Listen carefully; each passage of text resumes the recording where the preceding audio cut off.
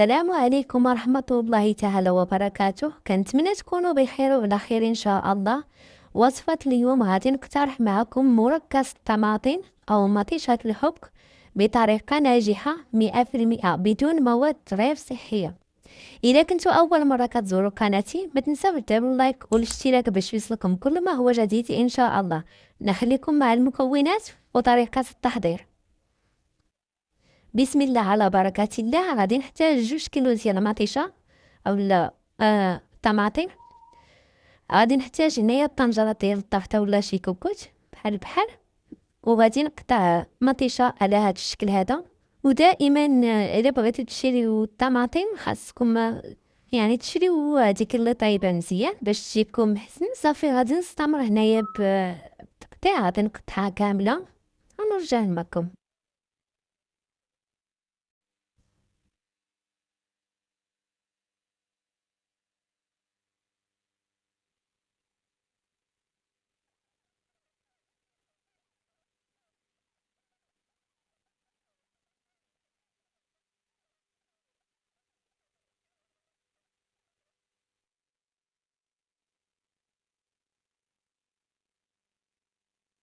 فهنايا غادي نحتاجو واحد حبه ديال البربه تكون صغيره بحال هاد الشكل هذا، ها هي اللي كتعطيه اللون وحتى المذاق ما كيبانش. وكاين اللي كيدير التحميره، فمن الاحسن بلا ما ديروا التحميره حيت ما كتعرفوش اشنو مخلطين مع ديك التحميره. كاين اللي كيدير الفلفل الاحمر، فممكن ديروا حتى الفلفل الاحمر حتى هو كيجي زوين. فانا هنايا درت غير البربه كافيه. صافي غادي نوضها للنار. فهنايا غليت لينا مطيشه من بعد ما درناها فوق النار. وبالنسبه للنار خاصها تكون مهيله، يعني نقصوا ليها لاقصى درجه ونخليوها طيب على خاطرها. والماء ما كنديروش الماء، حتى نقطه ديال الماء ما كنديروهش. تنخليو مطيشه تقنينا بديك الماء ديالها. صافي تنخليوها تقريبا واحد 10 ديال الدقائق حتى طيب لينا. مره تنحركوها. صافي تنطفيو عليها، تنخليوها حتى تبرد مزيان. الا عندكم الهاشوار يعني تاع بلاستيك خليوها تبرد مزيان. الا عندكم الانوكس بحال هاد الشكل اللي عندي فتخليوها غير تدفع لينا شويه. صافي تنطحنوها. فهنايا غادي نديرها في هاد الهاشوار، غادي نطحنها مزيان لهاد الشكل هذا كيف ما كتلاحظوا.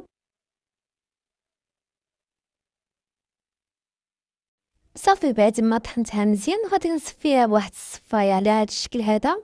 تنصفيها من ديك الزريعه، يعني نتخلصوا من ديك الزريعه والقشور ديالها اللي ما طحنوش. صافي غادي نستمر بنفس الطريقه حتى نطحنها كامله ونصفيها على هاد الشكل هذا ونرجع معكم.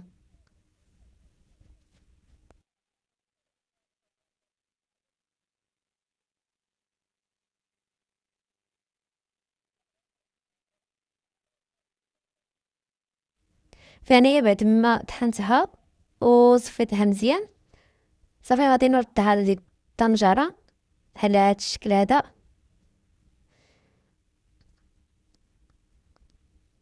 صافي غادي نردها للنار تغلي لنا 5 ديال الدقائق باش نضيفو ليها المكونات. فهنايا عندي معلقه ديال السكر سنيده، وغادي نحتاجو هنايا 2 معالق ديال النشا الذره اولا مايزينا. وهنايا غادي نحتاجو الملح على حساب الذوق. ف بعد ما غلات مطيشه غادي يعني نديرو واحد الكميه ديال مطيشه لديك النشا نخلطوها على هاد الشكل هذا ونكبوها فوق ديك مطيشه ونحركوها مزيان ونضيفو ليها ديك السكر والملح ومع التحريك المستمر. صافي غادي نستمر بالتحريك حتى نحسو بها تقل شويه. تنطفيو عليها النار وتنخليوها تبرد. صافي تنخليوها تبرد مزيان وغادي نديروها في هاد القوالب ديال السيليكون اللي كتشوفوا.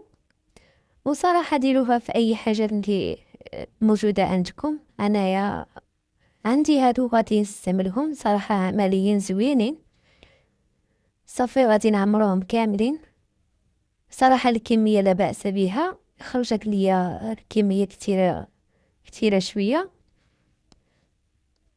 صافي غادي نستمر حتى نعمروهم كاملين كيف ما كتلاحظون. صافي غادي نعمروهم كاملين وغادي ندخلوهم الفريغو تقريبا 24 ساعة، ولا الا درتها في الليل وغادي نخليهم حتى الصباح، المهم حتى يجمدوا مزيان نجبدهم. صافي بعد ما تجمدوا ليا كيجيو على هاد الشكل هذا، تنحيدهم في ديك قوالب على هاد الشكل هذا باش نديرهم في واحد البلاستيك الغذائي وندخلهم الفريكو تما بغيتهم، كنجبد الكمية اللي بغيت.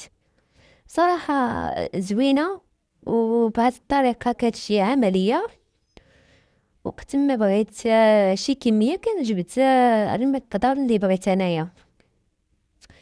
هذا هو الشكل ديالهم النهائي، كيجيو صراحة زوينين وكيستحقوا التجربة، وهذه تحتاجوها في هذا رمضان المبارك. وهذا هو القوام ديالها بعد ما بردات، كتجي خاطرة على هذا الشكل هذا، وغادي تستعملوها في اي حاجة بغيتوها في الوصفات ديال رمضان.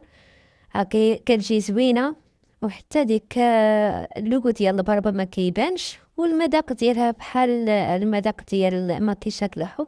نتمنى يعجبكم هذا الفيديو، وما تنساوش ديروا لايك والاشتراك باش يوصلكم كل ما هو جديد. والسلام عليكم ورحمة الله تعالى وبركاته.